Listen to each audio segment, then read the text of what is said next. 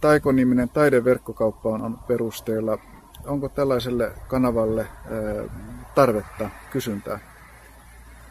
Todennäköisesti, koska se tarjoaa semmoisen kätevän ja helpon foorumin niin kuin vaikka nuorillekin ihmisille, jotka periaatteessa ei välttämättä liiku gallerioissa ja taiteilijoihin ei välttämättä ole kovin helppoa aina saada yhteyttä. Niin tämmöisessä tapauksessa varmaan saattaa olla erittäinkin hyvä.